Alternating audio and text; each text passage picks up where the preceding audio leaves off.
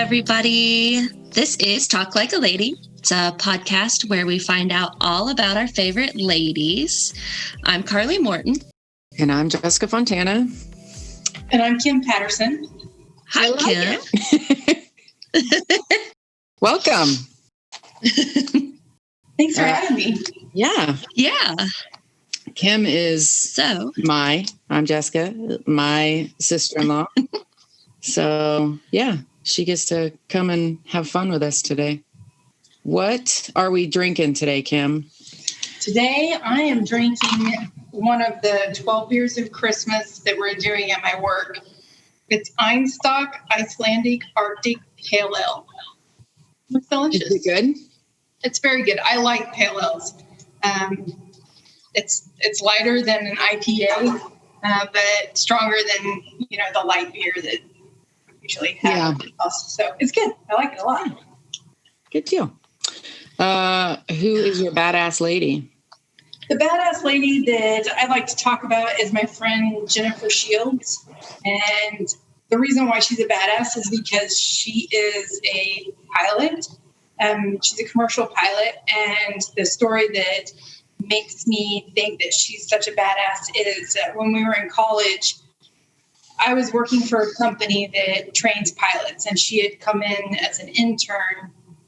And she was put into customer service with me. I was hired in as a customer service representative for the company. So it was pretty normal for me, but it was all women that we worked with. And when she was brought in as a pilot intern. So she was also brought in with another guy who was a pilot intern. And pretty quickly, he was swooped away to go work in the simulators where they earn hours. And if you're familiar with how pilots grow their career, it's all about hours. Mm-hmm. And so Jen was pretty frustrated with being in customer service. She was doing an excellent job. And I think that's part of the problem is that a lot of us women, we give 110, 150% compared to our peers because we want to stand out and we want to excel and somewhat expected of us. Especially in a male-dominated workforce.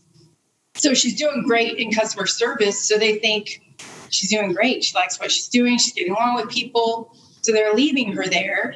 Meanwhile, her peer is getting all these hours. And so she had the guts as a 24-year-old to go in to her boss who has 40 years in the industry and say, I'm not comfortable with this. You hired me to do a job. And that's to be a pilot. And I'm sitting here doing filing and talking to customers. And I realize I'm doing a fine job at that, but I am here to earn hours and to work for you as a pilot. And so that's what I want to do.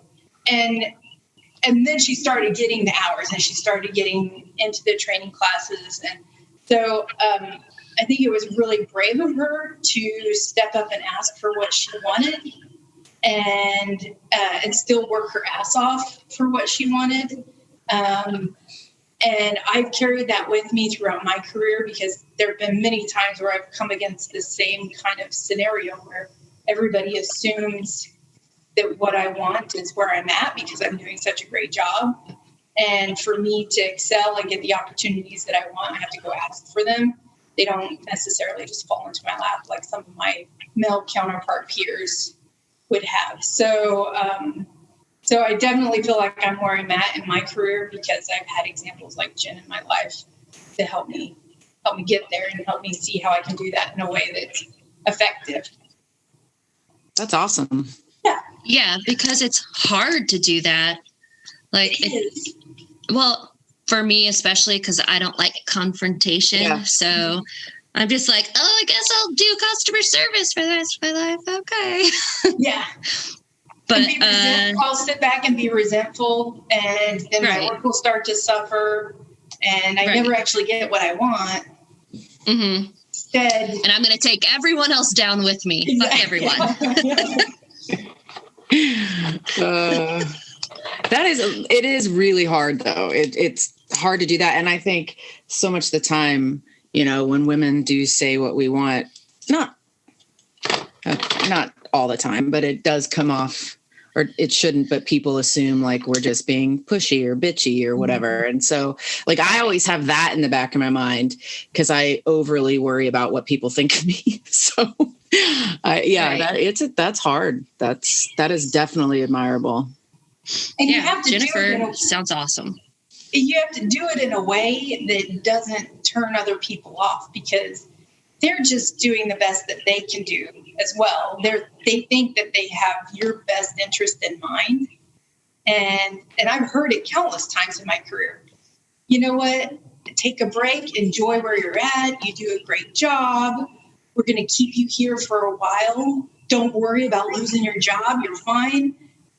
And that's great, except for I am young and I have fire in me and I want to go after everything now, because when I'm 50 and 60, that's when I want to take the breaks. That's right. Where I want it to slow down, not when I'm 40. So knowing how to say it and ask for it is not easy to do a lot of times. Yeah. Women are great. What organization do you want to highlight today? The organization is Engineering Working Moms.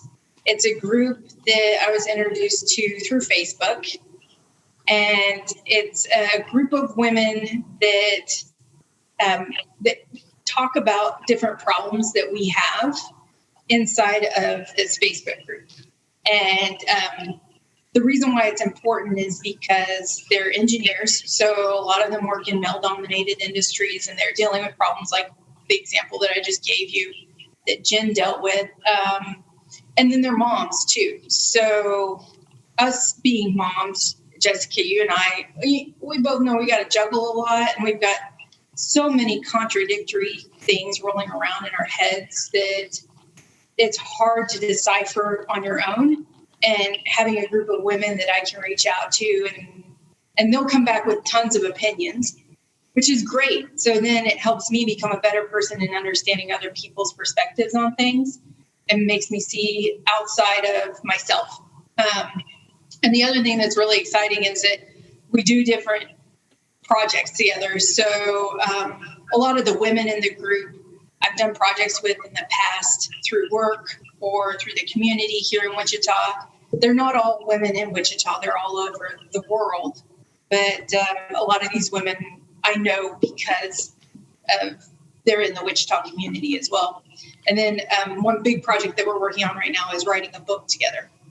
Really? We just started, and it's going to be a book that has different sections that talk about women in engineering and different phases of your life. So when you're first in college and getting started, when you're starting your first job, when you're thinking about having kids, when you're in the middle of having kids and you're juggling working, maybe you're returning to work or learning how to breastfeed and how to pump at work. And then we'll have the next phase where you're later on in your career. And so I'm pretty excited about it.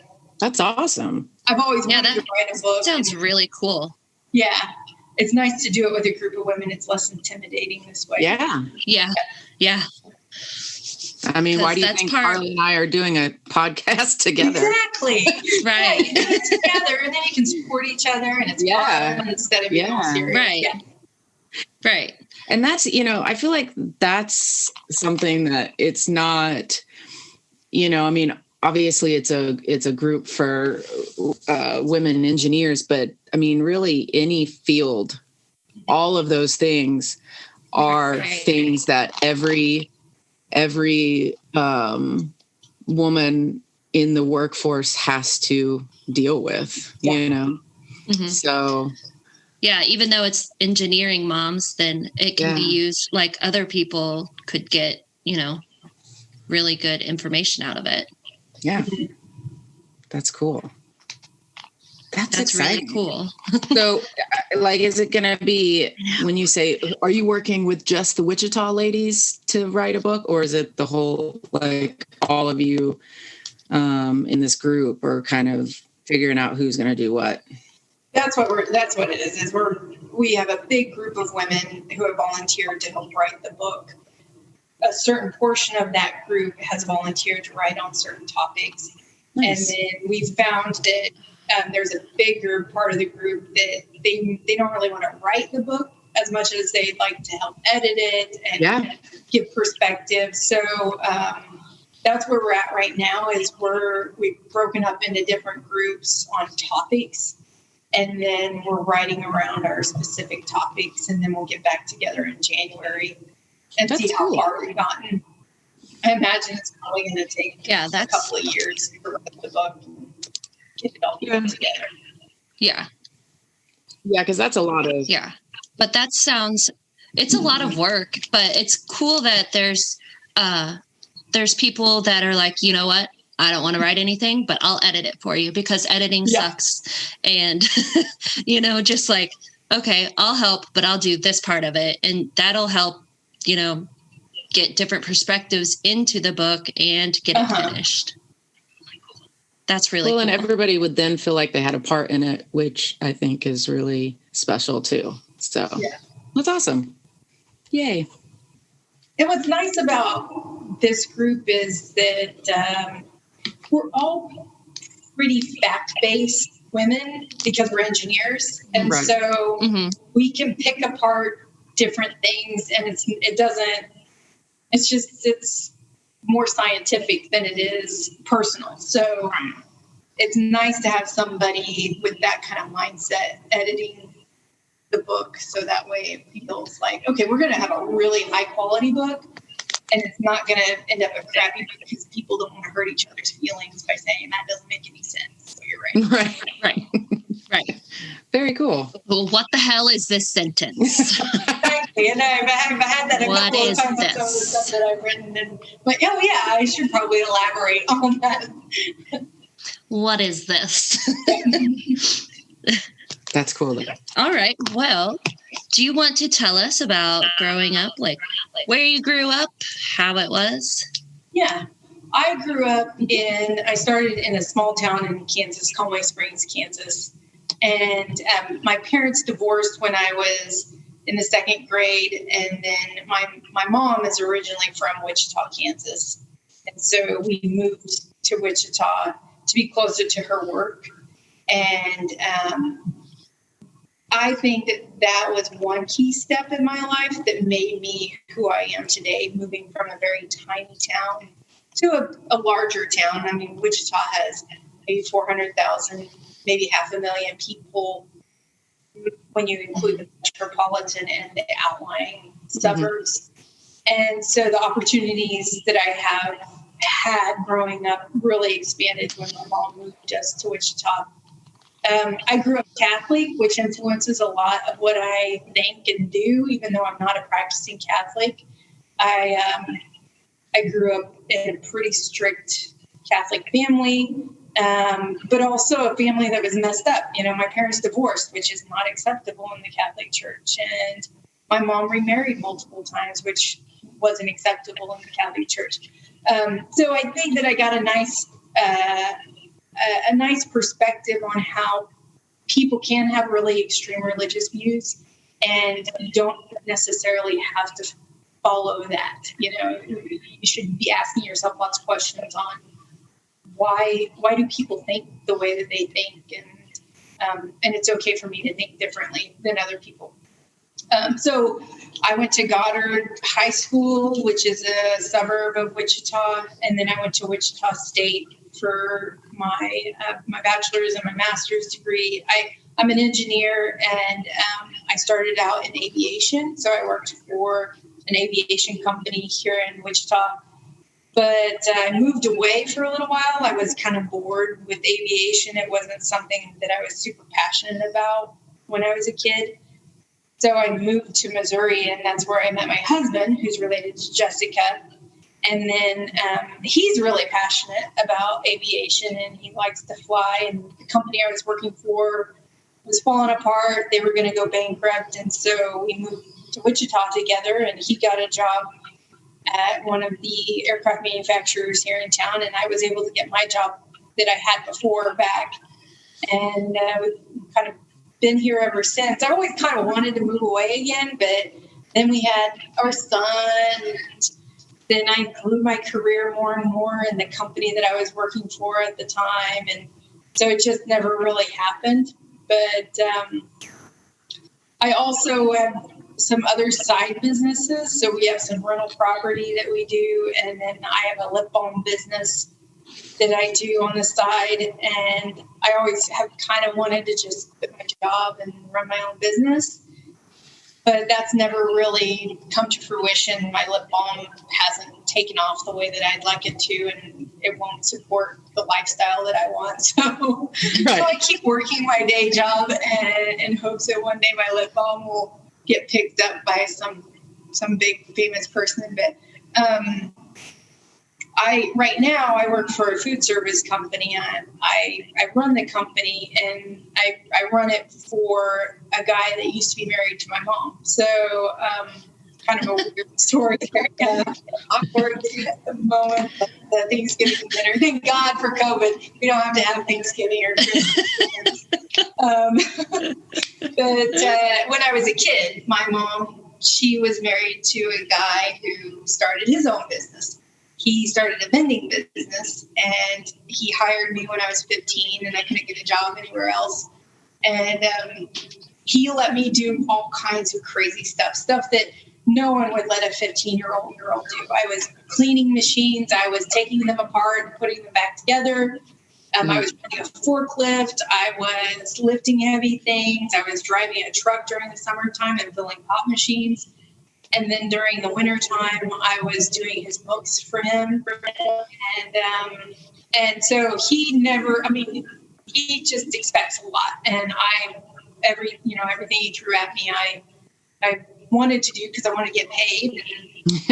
So then recently, when I kind of hit a wall at the aviation company that I was working for, I felt like I kind of hit a point where my career was going to stall out. He and I had always stayed close, even after my mom and him divorced. And I was telling him about some of the frustrations I was having, and he was ready to have somebody come over and run his business for him. So that way he's married since then and had kids with someone else. And so he has kids that are my son's age. And eventually he wants to hand the business off to them. And so what he's planned is for me to run his business for him until his kids are old enough to take it over, and then I'll hand it off to them. So it kind of helps scratch that itch that I've had to run my own business. Mm-hmm. I haven't really made the commitment to just go out on my own. So I can still do my lip balm stuff on the side and still get the experience of making all the big business decisions, and then he still carries all that risk, all that risk that comes along having all that. Yeah, but it gives you such good experience too, though. Because like you said, you're getting to have those duties without the risk, So that's kind of everyone's dream when you want to run a business, no risk. Right. Yep. So, not as much risk to you. Right. Man. You're a doggy. Sebastian is looking at you like he thinks you're the greatest thing on earth. Aww. He does. He loves his mom. Yeah, she's very cute. So how many siblings do you have? I have 3 sisters. I don't have any brothers. I have an older sister that's a year older than me. And she lives here in Wichita, and she has kids that are my kids' age. And then I have a sister that lives in Kansas City, and she has 3 girls. They're all 6 years apart. So she has a little girl that's going into kindergarten, and a big girl now that's about to graduate from high school and go off to law school at KU. So she has a big spread. Yes. And then I have a little sister. I think she's a little bit. She's in her 30s. She lives in Israel. Oh, wow. She has a really cool story too. Maybe she should have been my badass woman that I talk about. She converted to Judaism when she was out of college. Yeah, right out of college, she decided she wanted to become Jewish, so she did. And then she went over for a 10-day trip to Israel and said that she loved it and she wanted to move there. And so she did. And she's lived there ever since. And she's gotten married. She has a daughter now. And it's really amazing to me what she's done. And all under her own power, it's right. That's ballsy. Yeah. Just moving over there by yourself. Like, holy shit. Yeah, we don't have any family over there. She sounds pretty cool. Yeah. So have you gone and visited her at all? Wow. I haven't, no. And I'm a terrible sister for not going over and visiting her. She used to come back here twice a year. So she would be here in the wintertime and then she'd be here in the summertime. Yeah. And then with COVID, she hasn't been back.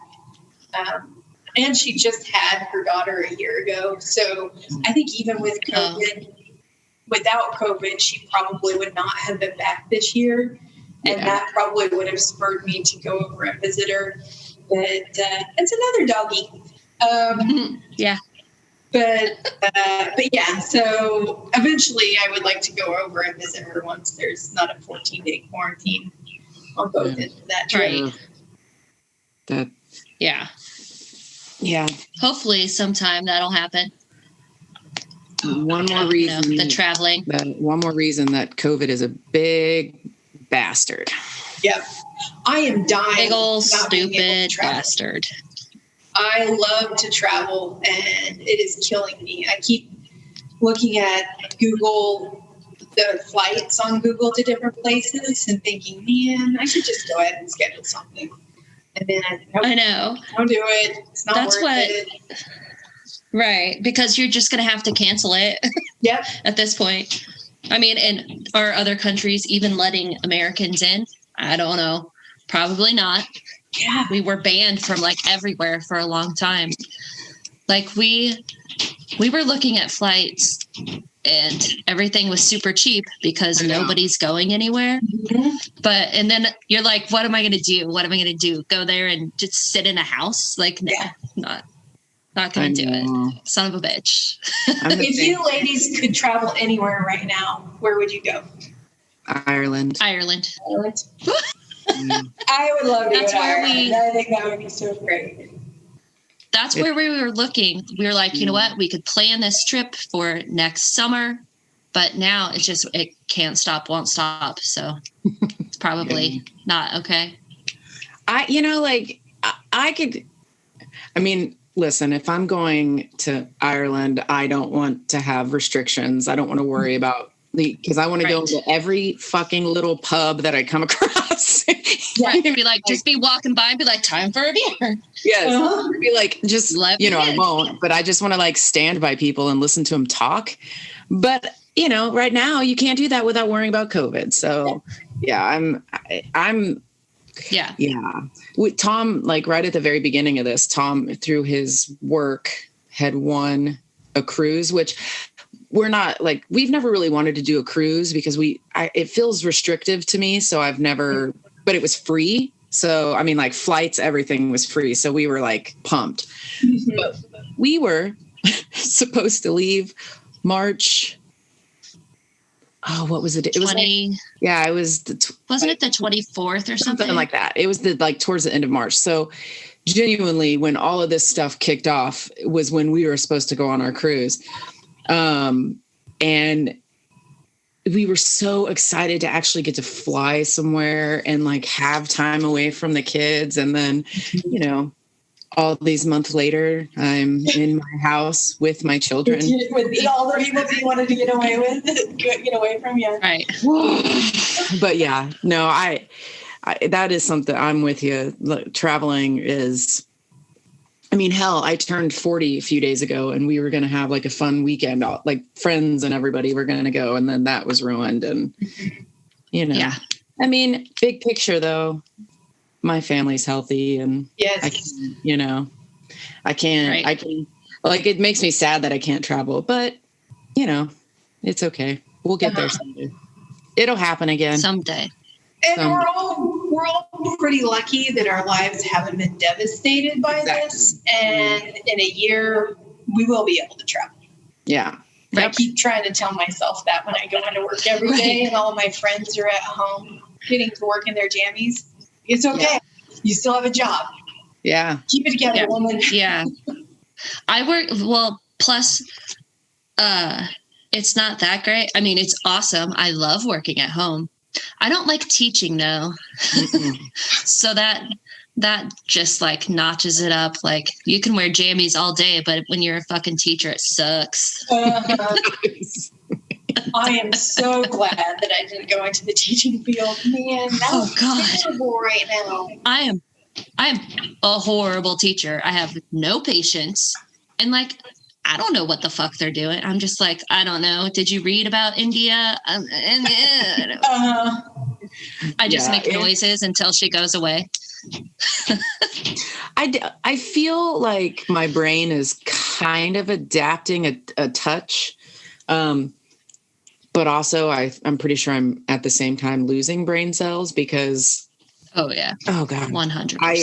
I just tell people I'm so spacey right now. I forget everything because I just think there's like so much in there that is just overwhelming. It's just like yes. Yeah. And I have to kind of catch thoughts. I'm like, okay. Right. But see, that's why I never wanted to be a teacher in the first place. I don't have the patience for it. I don't like 2 children on a regular basis, like talking at me at the same time makes me it's too much. Yeah. Yes. It's too really, fucking much. It is like, it really genuinely, I lose my patience. I get, I can't imagine walking into a room of like 26 kids and like being sane. It would not work for me. No, thank you. Teachers should be paid more. Your kids are all online right now? Yes. And we chose in the beginning, both, like she has 1 daughter and obviously I have the 2 boys, and we both chose to keep them home because we were working from home and, it made sense, but then when our district, I mean, it was like the progression, every other day we were getting, okay, 2 more people. Okay. Like all the time. And it wasn't, a lot of them were, cause they kept saying that young kids aren't getting it. But a bulk of the kids that were getting it were the elementary school kids. Yeah. And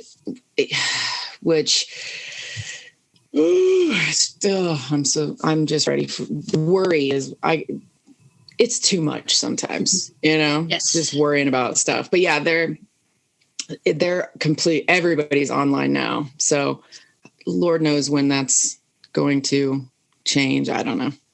But nothing, again, I feel pretty privileged because it's not, there's so many parents. And that's what I tell myself too. You're like you were saying, you try to like put things into perspective. Mm-hmm. I feel like I'm just always wanting to just kind of slap myself like, Jessica, chill the fuck out. Like there are still millions of parents out there that literally don't know what they're going to do about their work and their kids' school. And, there's kids probably teaching themselves because their parents mm-hmm. can't stay home. And, so I kind of try to check myself on that too, but I do have pity parties occasionally.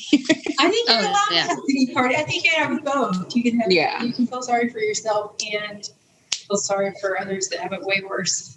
Yes. Yeah. Cause I am privileged. So it's, yeah, that's what I tell myself.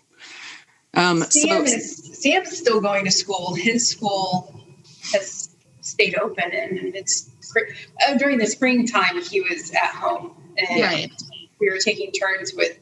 Sean was at home working from home, and then my sister was working from home. So we were trading off households, and really by the end of the spring, both of them were like, the kids ate today. That's what happened. I mean, we got the free lunch and that was successful. And we feel like we achieved what we needed to today. Right. It's and like, everybody understood that that's all you can expect at this point. Right. Like they're still alive. Yep. They didn't kill each other. We're good. Yep. Might need a shower. Right. I don't know. I only cried once. Yeah. Oh God. The tears. And not just from my children in the beginning. it's just like, oh my God. But no, I try so hard to kind of be like that, where I'm just like, listen, we survived the day. Oh, good. But you're alive. And then I like go in a closet and cry. Yeah. I put so much pressure on myself because I'm like, I don't want, when my children eventually go back to school, whenever that is, I don't want them to be behind. Like, you know what I mean? Like, so then there's all that pressure and again, overthinking. I need to stop. Everyone's going to be behind. Just far behind. Right. Yeah. What'd you say, Kim? They're all going to be at the same level. All of them. Yep. Yeah. It's all the idea of the effects of COVID for years to come. Mm-hmm. Like when I start thinking, like I just go into a rabbit hole in my head of what this is going to do to our country and the world. And I mean, it's just, I think it's going to reach into so many different things. It's interesting. So speaking of telling yourself things, what would you tell your teenage self if you could tell her anything?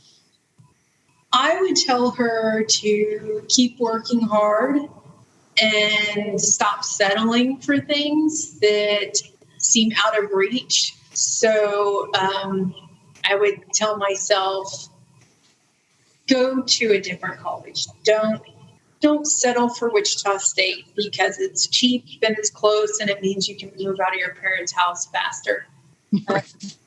I would say to her, go be an engineer, because I didn't even know what an engineer was when I first started school. And it kind of fell into my lap. I met somebody that was an engineer and I thought, I could do that. And so I switched over to it. So I would tell her, just keep trying for things that seem out of reach and look back on all the things that you've done with your life already as a teenager that are extraordinary, and use that as amplification for things that you can do into the future.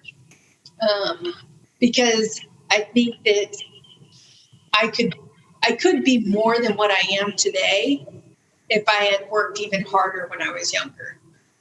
And I had a lot more energy back then that I wasn't utilizing, or I was focusing on the wrong things. So that's probably what I would do, is tell myself, just work harder.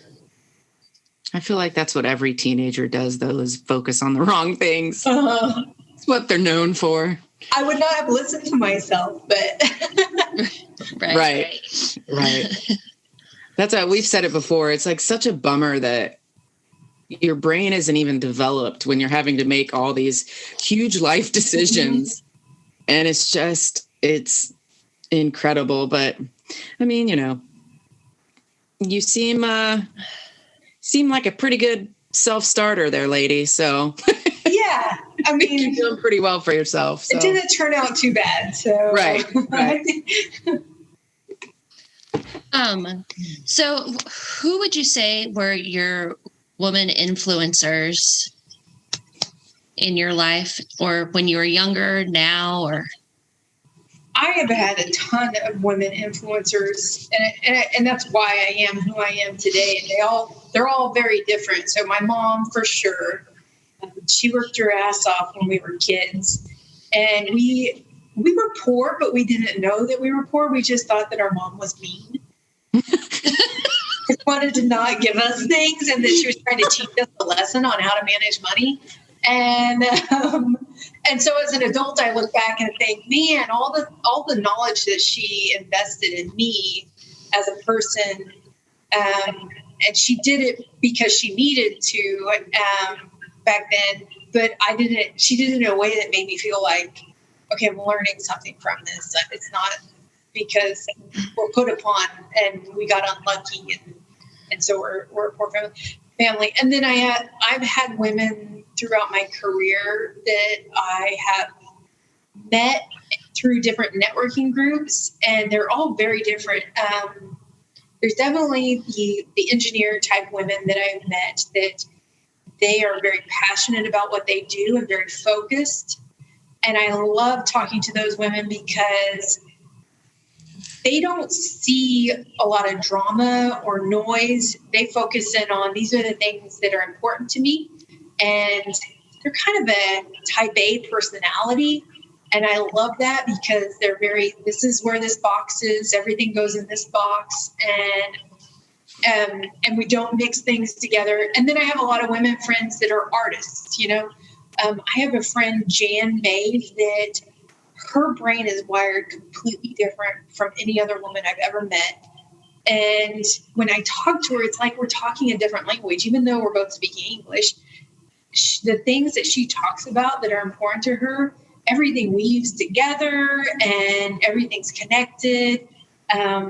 She once told me a concept about, I was going to leave the house and then stuff just kept getting in the way. And it was like the universe was trying to prevent me from moving forward. And I actually got a call later in the day that my friend was sick and I needed to go take care of her.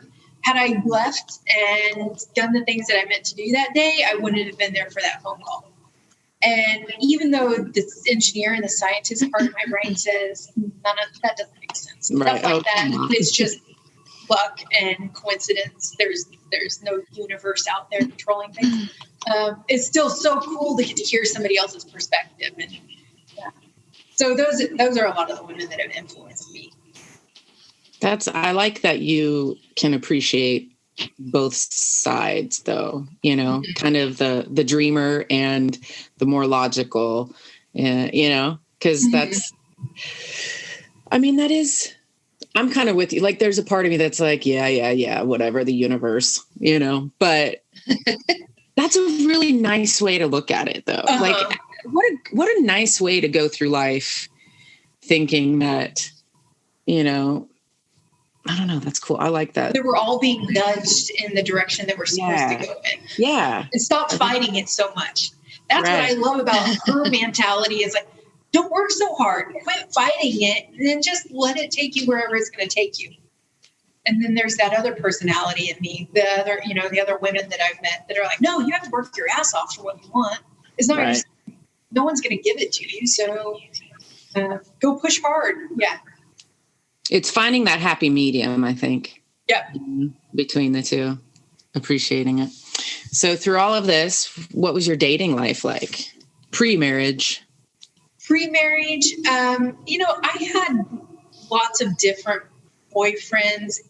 I had lots of guys that were friends that we didn't really have any romantic relationships, but I kind of hoped that we would, and it never really came to fruition. And I'm sure that there were a lot of guys that I wasn't attracted to that I was friends with that probably felt the same way that I did. I had a pretty serious boyfriend when I was in college early on, and I was super serious about this guy. I wanted to move in with him. I didn't ever really want to get married or have kids. But I was like, when I met this guy, I was like, I'm committed. And then that was really early on in college, and he had left to he was in the military and he had left to go do some stuff from the military. And we kind of started talking about dating other people. And it really opened my eyes up to all these other opportunities that were out there. And so I started dating other people, and I loved it. And I'm like, why am I settling for this goofball guy that he was still very young and I was still very young? And so I had a lot of fun. There were probably 3 or 4 years there where I had lots of different boyfriends. I at the time I was working for the company that trains pilots, so I had a few pilot boyfriends, and those guys are always interesting. And solid. I'm sure I wasn't their only girlfriend, and that's really, I think that's what opened my eyes up to. You don't have to take relationships so seriously. I grew up Catholic. And take it seriously. Take it very seriously. You're going straight to hell. Going straight to hell. If you have sex with somebody, that means you're married to them. That means that you're committed to them. And and you should just plan on spending the rest of your life with that person. Thank God that's not true. Until you are miserable and then you divorce each other. But at that point, you have kids and anyway. But then meeting these other people, these other men that are like, no, nothing's real serious. And you don't have to be boyfriend and girlfriend in a monogamous relationship in our early 20s. So that was a lot of fun. And also, I read a book when I was in college called He's Not That Into You. That really opened my eyes. That's what I would do. If I could go back and talk to my teenage self, I would just give her that book. And I would say, read this book because you're taking things way too seriously. Every guy that you meet that you fall in love with in your head, that's just in your head, and let it go and know that there's a million other guys out there that are just as dumb as that guy is. And have fun. Quit taking it so seriously. Yes. So then I met Sean, my now husband, and I was still, when I met him, I was still in the headspace of, I don't need to be in a serious relationship with anybody, and I am free enough and know myself well enough that I can talk openly about that. So we had been dating for maybe a month or two, and he had another lady that he had been seeing before me, and they broke up, and she was still calling him, and it was getting kind of frustrating for me that she was still calling him, and he was being too nice, and he was answering the phone and stuff, and I'm like, you just need to not answer the phone if you don't want to talk to her. But I went to her and then I said, you know what, if you're not really into this, I don't feel like we have to be in a serious relationship together. But I think we need to talk about, are we serious? Are we not serious? Are we monogamous? Are we not monogamous? And that was kind of the breaking point where we both agreed, okay, this is a serious relationship, and everything kind of followed on from that. We moved back to Wichita together, and then we eventually moved in together. So that's kind of how my dating life rolled out. I had a lot of fun. I would not go back to it though, man. That was a lot of head games. Yeah. Right. Always. And like the idea, I've been with Tom since I was 20. The idea of like dating, no. Oh my gosh. Yeah. Dating in 2020 or just like in this era, like dating apps would eat me alive. Like, yeah. They're the worst. I would sit in a corner and cry if somebody like was mean to me or something, like that would not go. Do you have a worst first date? Yes, I do. I had met this guy that he worked at a car dealership, and I had taken my car in to get the oil changed, and I saw the guy and I thought that he was cute. And so I asked him to take me on a test car drive of a new vehicle that I wasn't ever going to buy. And I asked him out on a date and he accepted. So we ended up meeting at Old Chicago and we had some beers. And then he starts telling me about this other girl that he's really interested in, and he's really confused on whether or not she likes him or not. And essentially he starts asking me for my opinion on whether this girl is really interested in him. No. What I thought was our first date. And so by the end of the night, I had him convinced that he needed to go tell this girl how he really felt. And we went our separate ways. And I'm like, man, what a good wing woman you are. I know. I helped that guy out. They're probably like married with 3 kids now or something. Yeah. And that guy's like, I should have kept that girl's number so I could send her. Oh my gosh. I can't even. You know, you see that on TV where people are on dates and all they do is talk about their ex or talk about somebody else. And I'm always like, how would I handle that? I would feel so awkward in those. Like, good for you though. You were nice.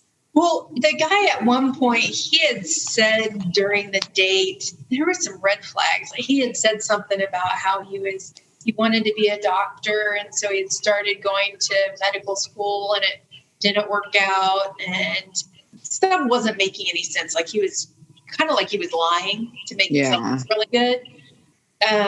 And so I had kind of decided halfway through the date that this really wasn't somebody that I was interested in spending much more time with. Right. So it worked out really well that I was able to help him find his true love. Yes, they're married. On our eyes right now, they're married and it doesn't matter. Uh-huh. At least you weren't like super into them and, you know, I'm glad you didn't do what many women might do and like keep trying. Let's go on another date. Yeah.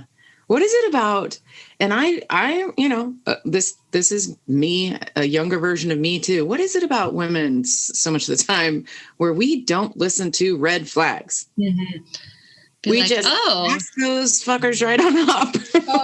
Look at that red flag. Isn't it beautiful? I want to keep it. I can fix him. Let's just collect all of them. Yep. Let me fix him. Yep. And then I'll have a baby, and that'll fix it too. That'll fix everything. It does not. It does not. It doesn't. No. Oh my gosh. So we've already talked a lot about your career or careers. Yeah. What has been your favorite job? That's a tough one. My favorite job I was a continuous improvement program manager for the aircraft company that I worked for. And I was able to travel to the different sites and run projects. And they were continuous improvement projects. I really loved doing that. It was fun, and I'm not an incredibly detail-oriented person, and I get bored pretty easily. And so it was a job that really pulled me out of that, and I wasn't stuck doing something repetitive every day. And the fact that I got to travel was fantastic. Right. And when I traveled, there really wasn't a whole lot of commitment to wherever I was going. So I got to go to our plant in Mexico several times. That's cool. I didn't have a whole lot of responsibility for the projects that were being run in Mexico because they needed to go run their own projects. So I would go down, I would work with them on some stuff and give them some advice on things, and then I would leave. And so I loved that job. That was great. Yeah, it sounds fun. You're like, oh yeah, you need to work on this. Okay, bye. Bye. Have fun doing that. Let me know if you have any problems. I'll come back. I'll come back sometime and check on it. Okay, bye. We talked a little bit about your cosmetic stuff, but give yourself a little plug here so people know where to go to find it, because everybody, it's good stuff. I love it. Balm is. I was so excited when I saw your logo. I thought, I'm putting that on a lip balm. I was so excited. You surprised me with it. I was like, holy moly. Look, I have it right there. See it? I love it. It's the greatest. I love it.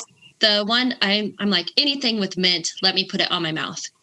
I know. I told Carly that I was going to get try different flavors. So I told her to go on and tell me what she wanted so I could. Yeah. Here's the flavors I want. Any of them with mint. Okay. I can do that. Yeah. Mint is easy to combine with just about anything. I know. And I know Jessica doesn't like mint very much. So I'm just like, well, I want mint. Yeah. You have all the mints then. Yep. Yeah. The company, the website is www.kimberlynoelcosmetics.com. And it started out as I just had my son, and we had a business doing energy audits and some energy consulting work.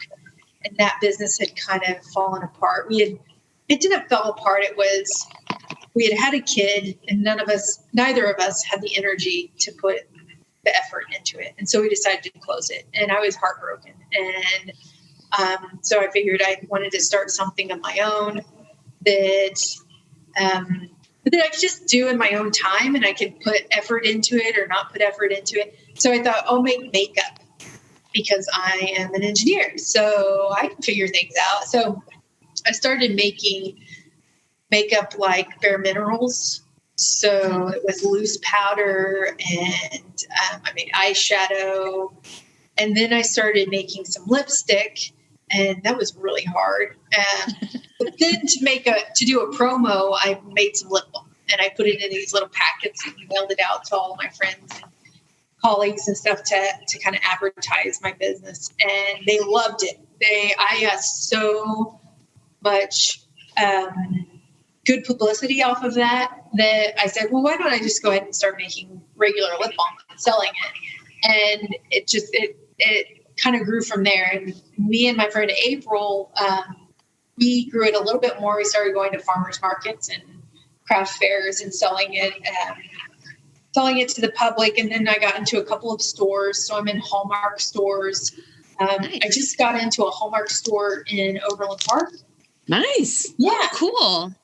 Yep. So yeah, it's a tiny project that I have that, it seems like every time I think, maybe I'll stop doing this because it's slowed down, especially in the summertime. Lip balm doesn't sell great during the summertime. I'll think, well, maybe it's time to just call it quits. And then somebody will call and say that they want 100 with their logo on it. And okay, all right, here we go again. Yeah, it's so good. I love it. Yeah, good. I'm glad that you like it. Yeah, very much and I like it because our logo is on it as well. I was like, we have a thing. Oh my gosh. When I saw the lips on your guys' logo, plus the logo's a badass logo. Yeah. I love Jessica made it. Jessica made it. I think it's awesome. So I got to put that on. So. I know. I love it. Seriously, like when I opened the thing, I was like, oh my God. I think you immediately called me. I did. I was like, you've got to see chapstick. Side note, I'm totally somebody that uses lip balm all year long. Oh, yeah. So 1,000%. Yes. Like 1,000. I don't have any down here, and now I want some. Tyler. Like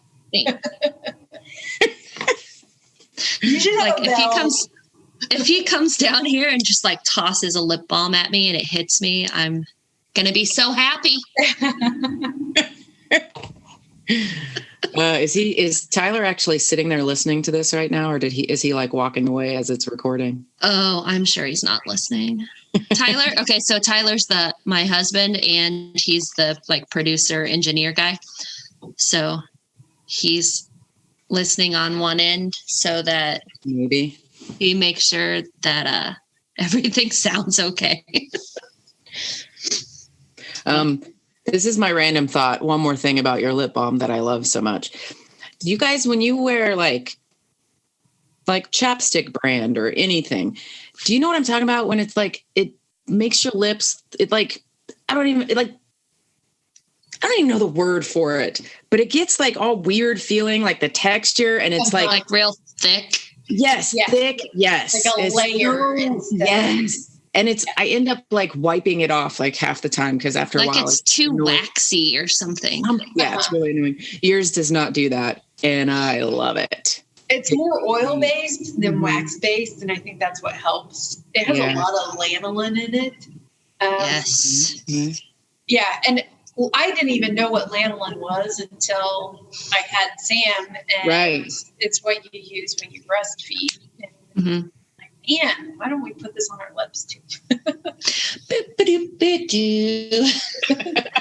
Did it.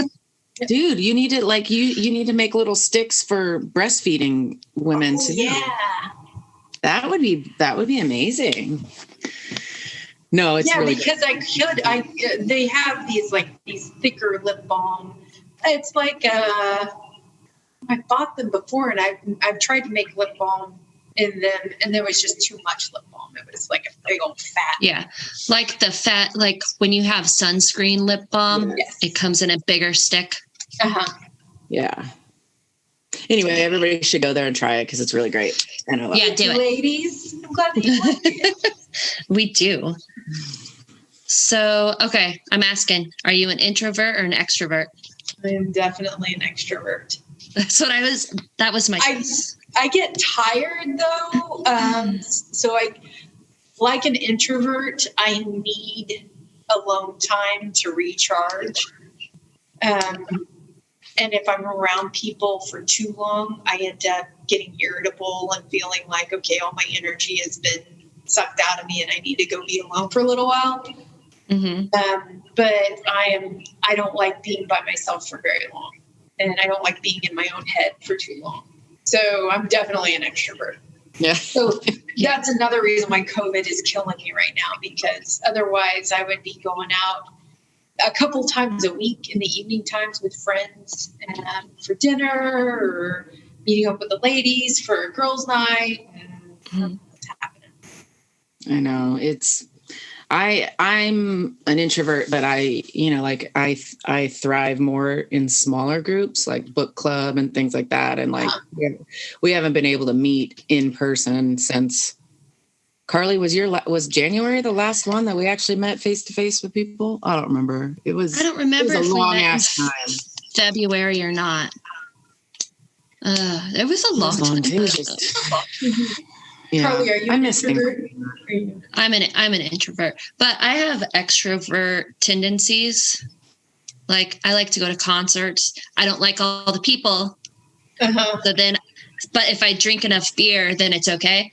So I figured out the exact thing that I have to do to get along, to be okay with all the people. But I like to one of my best friends is a bartender, so I like to go to his bar and sit and talk to people.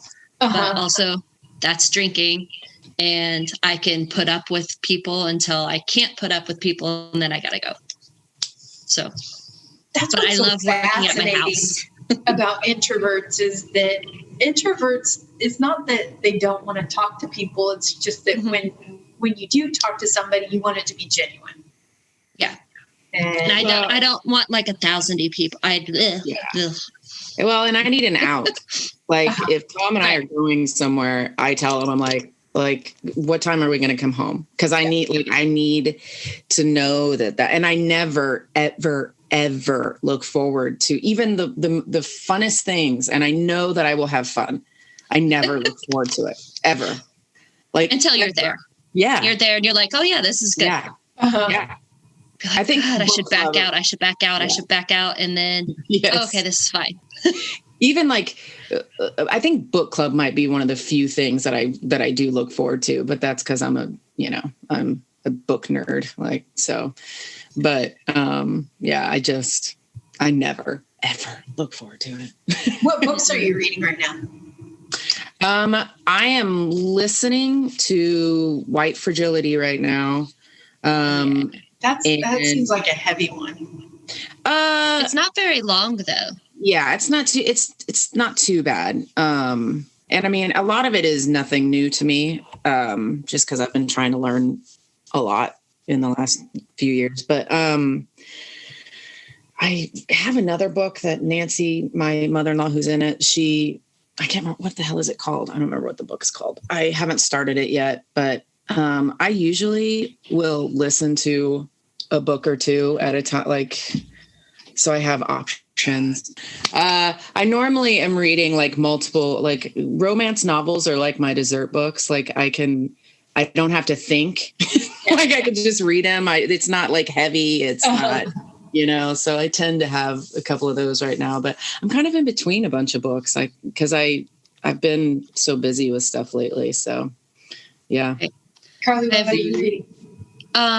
Well, I'm trying to read. I haven't had time because we have an Etsy shop and we do 3D printing, and it is blown up because we make some Harry Potter stuff and it's blown up in the past like couple of months. So Really? that's all I do right now constantly. Look, I'll show you one. Doing it right now. I was doing it. Whoop. Oh, that's There it is. awesome. Ready? Whoop. Oh, it lights up. Yeah. So right now we have 40 orders to get out in the next 5 days. So I haven't been able to read, but one of our previous guests, her name's Sierra Simone, and she's from Kansas City, and she's an author. And she has a series that's cuckoo crazy, and I love it. And the fourth, it's the last book in the series just came out, and I haven't been able to read it yet. And I'm big sad about it because I can't turn pages in the book and like put lights into the Harry Potter things at the same fucking time. Uh-huh. So it sucks. And it's not on Audible yet. So. Oh, yeah. Or I've listened to it. Do you read, Kim? What's that? Do you like to read? I do. I will go through phases where I'll read a lot and then I won't read at all. I read Needful Things earlier this year, and that was especially because it was such nice weather this spring and summer. Mm-hmm. And since we couldn't go do anything, it was perfect time to pick up a really long book like that. And then right now I'm in the middle of reading Dune. So I like reading fiction, and I don't really like nonfiction too much. Sometimes I really enjoy businessy self-help books. I call them self-help books. The authors probably wouldn't call them self-help books, but like Good to Great. And there's this one book called The No Assholes Rule. And it's all about don't hire assholes. And if you work with assholes, try to figure out how to not work with them anymore. And so it's pretty good. That sounds like good advice. Yeah. Do you have a Me Too story?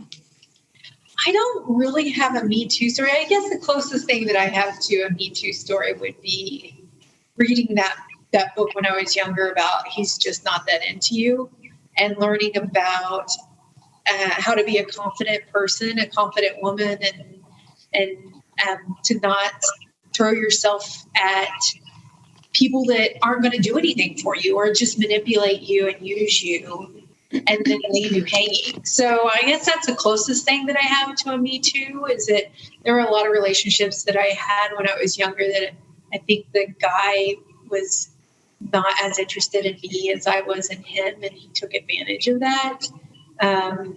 But I do say that the Me Too movement has really opened my eyes to some of my own personal biases and my own assumption, especially growing up in an environment where I was told that girls get what they deserve. You know, if you're going to put yourself out there and you're going to do things that make it opportunistic for men to take advantage of you, it's your fault. And changing my mindset to see that, the Me Too movement has helped me see that it's not okay that just because a girl got really drunk that she ends up behind a dumpster with her panties around her ankles and raped by some guy that and it's not okay for him just because he wears polo shirts and has a great scholarship to this awesome university that it's okay for him to do that, you know? And it also has made me really open my eyes to be more aware of my surroundings. And I hope that, you know, there have been certain moments in my life that something has been off. And I've thought maybe I should say something or do something, and I didn't. And I look back on those instances and maybe it was nothing, but maybe it was something. And I should have said something, and the risk of me saying something, there was very little for me, very little consequence. You know, as a white woman in the Midwest, me saying, I feel like something's weird here, and especially a middle-aged white woman in the Midwest, me saying something's weird here, and I should reach out to this person and let them know that if they need something, that I'm here for them, that would be okay. And it would actually open doors for them that they don't have. So, so I feel like the Me Too movement has really opened my eyes to that. And that the next time somebody comes to me and thinks, that maybe somebody's treating them unfairly, or when I see somebody being treated unfairly, that maybe I should say something, and maybe I'll be wrong, but whatever. I've been wrong multiple times before. So, well, and you do have that privilege, though, is that even if you're wrong, it's not, there's probably nothing's going to happen to you. Yeah. Right. Whereas, if you didn't have that privilege, like there's a lot of fear in the world, based on consequences, I think that's one of the greatest things that has happened from the Me Too movement is the, just the eye-opening of the conversation of surrounding consent and what that means. Like you said, just because a girl is drunk, or a guy for that matter, is drunk, I think it's, because I think I probably started realizing some of that prior to Me Too, but the more people that understand that concept, it's just really important that and even, I think, it doesn't matter what somebody wears. It doesn't matter if a person consents to sex and then like takes it back. Yeah.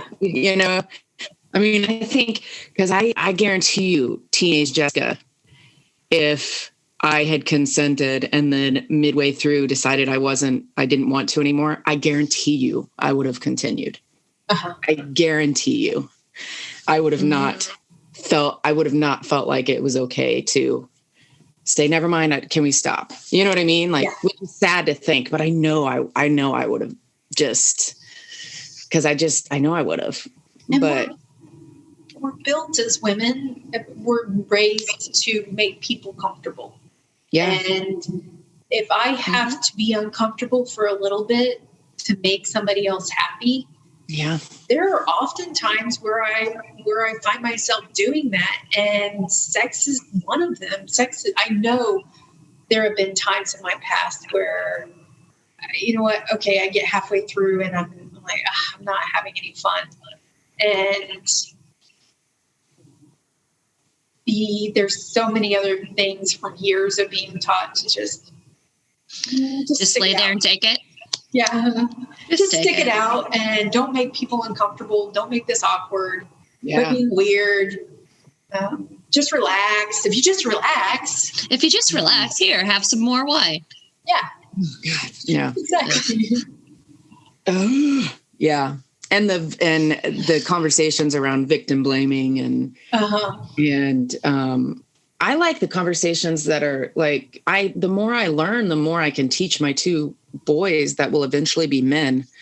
And, that is my favorite thing too, is just the more I learn, I feel like the more I can be like, hey, this is how you do good. Go out in the world and be a good man. So yeah, I'm glad this movement came along, and I think it's opening doors, and I think I love it. So I hate that it has to be a thing. Right. But I'm thankful for it. So it's another layer to this onion of the concepts of women and men's roles in society. And, I go back to my story about my friend Jen and how the people that put her in the spot that she was in that customer service group thought that they were doing the right thing. They all thought that she's really good at this, and she can be around a bunch of women her age and have a lot of fun and enjoy herself. And that's not wrong, but people need to realize that it is wrong. It is wrong to assume that a woman wants something that she doesn't want. And then it's also up to us to think about that and to have the strength to say, I'm not okay with this, even though I was 30 minutes ago or I was 2 years ago. That doesn't mean that I have to be stuck with it anymore. And I can change my mind. It's okay. Yeah. Right. Yeah. And you're right. I mean, it's not like all these concepts really can be like, I mean, obviously the situations are different, but a lot of the concepts are very similar. Like you said, it's okay to change your mind midway. It's okay to not want the same things. It's okay to express yourself like it, so yeah. Are you good at taking compliments? I think that I am awkward at taking compliments. and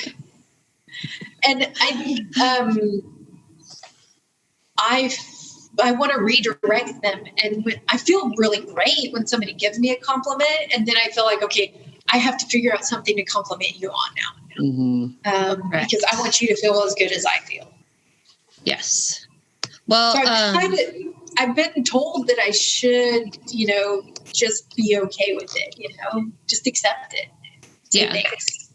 Yeah. Well, give yourself a compliment right now. Do it. Oh, give me a compliment? Okay. Yeah, give yourself a compliment. Like, oh.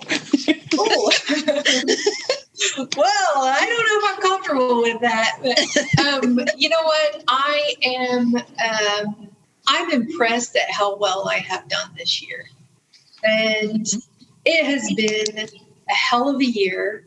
And every time I look back and think about all the things that I've accomplished, it's my first year in the job that I'm in. And I've survived, and the people that I work with have survived, and we've kept a lot of people employed.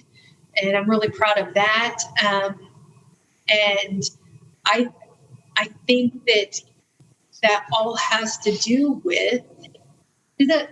There's other people that contributed to it too, but my survival this year has been a lot of buildup of years and years and years of preparing for this kind of thing. Mm-hmm. Although nobody could predict this kind of thing, keeping a cool head during crisis is something that I've trained myself to do over years and years and years. So that would be my compliment to myself is well done, keeping a cool head during a really shitty year. Yeah. Well, good job. That's a really good compliment. That is a good compliment. I'm complimenting your compliment. Thank you. Ooh, you got double complimented. You ladies are great at giving compliments. We really suck at taking them, though. So yeah, so we don't want you to talk to us about that. Okay, you don't want to give yourself a compliment right now? No, thank you. No. When Carly was like earlier, when she was like, "Yeah, Jessica made the logo," I literally was like, "Oh." Yeah, Jessica goes. Yeah, I did. Turtled away. Oh God, Christ! Do we want to do the wheel, Carly? Yeah, let's do. Let's just grab a couple wheel questions. You can start. Okay. Let me see. Okay. Here's a fun one. Clean clothes in a dirty body or dirty clothes in a clean body? Say it again. Putting clean clothes on a dirty body or putting dirty clothes on a clean body? Clean clothes on a dirty body. I agree. I don't want dirty clothes on my clean body. No, I'd rather go naked. Right. I'd rather just stay home naked, I guess. Tits out, everyone. Yeah. My first question, though, is like, okay, but how dirty of a body? Like, how long do I have to go with a dirty body? Right. Yeah. It's like you want to analyze it. Just answer the question, Jessica. I wear clean pajamas to bed every night. I don't take a shower before I go to bed, but I need clean pajamas before I go to bed every night. And I've had friends tell me that that's weird and it's wasteful, but I don't care. But I don't care. I don't have set pajamas. I have my entire wardrobe at the moment is like jammies. Leggings. Yeah. And that's what I tend to go to bed in. Like I just wear like comfy whatever and a tank top or something. So I don't have set jammies, but I wouldn't say that's weird. It's not what I need, but I don't think it's weird. Right. Thank you. I appreciate that. I'm going to go tell my friend Kate. Your bed in the morning? It was weird. It is not. It is not weird. Do you have to make your bed in the morning? I do. Oh, see, I don't do that either. I started it every year. I have New Year's resolutions that I start, and then I try to keep them. If they stick, I try to keep them into the future. So one of them was making my bed every day, and that was a long time ago, and I've done it ever since. And then the other one is when a year starts, I have to wear every piece of clothing that I own at least once before I buy another piece of clothing. Damn, girl. It's a way for me to save money and get rid of stuff that I don't wear anymore. And I've done that 2 years in a row. And I can usually make it until about April before I buy something. Damn. Yeah. None of my clothes are going to fit after this. So that's a bad plan. Well, if you can't wear them, then you have to give them away and then you have to buy new clothes. Damn. I would hate to buy new clothes. I know. It's up. Okay, so if you could get rid of any personality trait for yourself, what would you, okay, I'm going to extend this too. What would you get rid of and what would you add? What personality trait would you add to yourself if you could? The personality trait that I would get rid of is probably the part of my personality that will think about embarrassing things from the past and think about it more and then think about it more until I'm completely grossed out, like where I've done something where I know that I look stupid and then I'll just keep thinking about it, like replays in my brain over and over again. I would get rid of that because I don't need that. Be like, remember that time in 5th grade? Exactly. When I got my period in gym and everybody saw it and it was the worst thing ever. Be like, man, you are 40. Get over it. Yeah. But you don't know it doesn't work. People anymore. They don't know you. Who the fuck is that? On Facebook. And then I replaced it with this sounds really fucked up.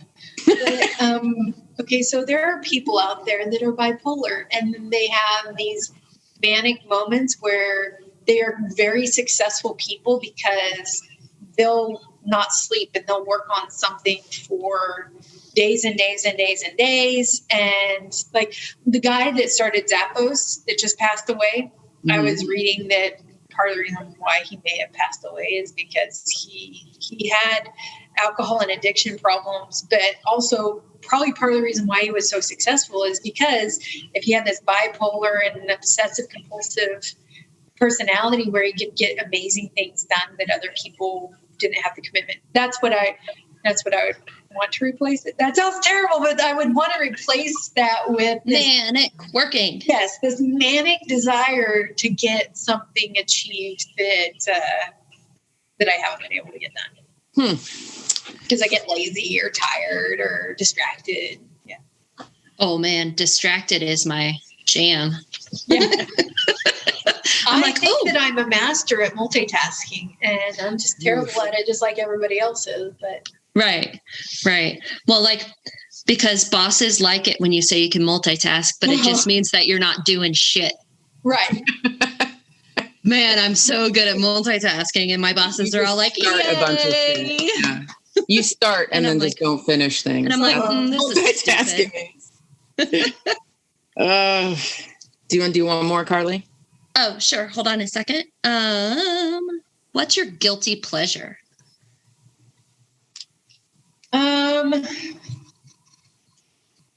I love food and I love drinking and I love going to a nightclub and my perfect guilty pleasure kind of night would be to go out and eat an amazing dinner and drink a whole bunch with it and get really toasted and then go to a dance club and dance so much that I'm all sweaty and everything, and have to take an Uber home and feel really gross on the Uber ride home. That's my guilty pleasure.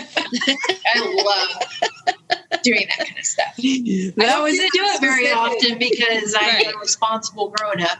But yeah. Man, it does sound kind of fun to go out and then drink and then dance. I do love it's weird. I love to go dance with people, but usually just people I know, but whatever. As long as there's not too many people.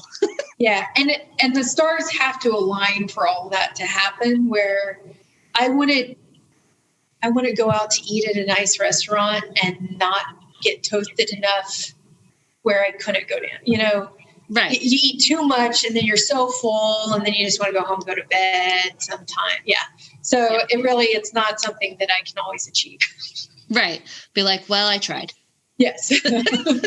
But now I have to go home and go to bed instead of go out. But now I'm tired. So I feel like I always think too much in the future. So like even staying up late in general, I'm always like, God, my children are going to be up in the morning and I just don't want to feel like shit. And I overthink things too much. Oh, I threaten my child.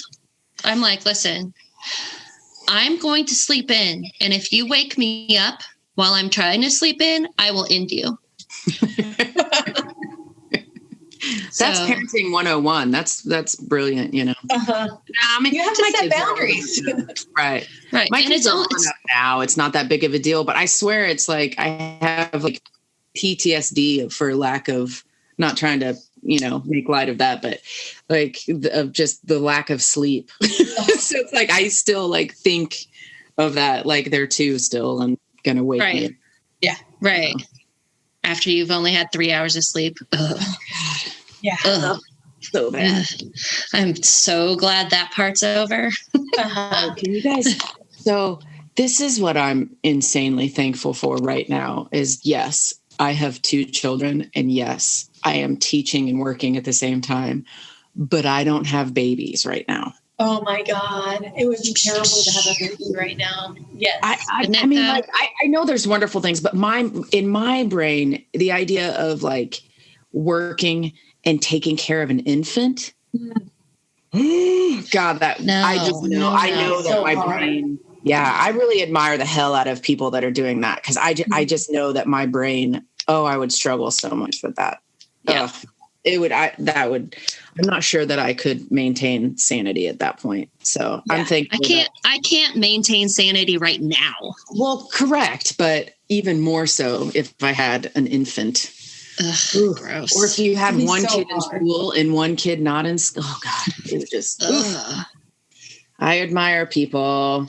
Right. Good job, everyone that has that situation. Yeah. It ain't me. And we know that you're doing the best that you can. Yes. Yeah, way to go. Good for you. If you have to put on dirty clothes on your clean body, it's okay. It's okay. Just do it. Just do it. We're not judging you too hard. It's fine. No. Oh gosh. Well, this was fun. I'm so glad you came to talk with us. So fun. I know. I'm glad we could get it in. Like, I am too. Thanks again for letting me move it to earlier. Oh yeah, it's not a big deal for me at all. I'm stuck in a fucking basement. Making Harry Potter stuff. Yeah. Oh goodness. Doing nothing. So, we want everyone to check out our Twitter and Instagram. So it's both of those are at TLAL podcast. And then if anyone feels the need to write us a love letter, you can send it to our tlalpcast@gmail.com. Yes. So. and everybody go to KimberlyNoelCosmetics.com.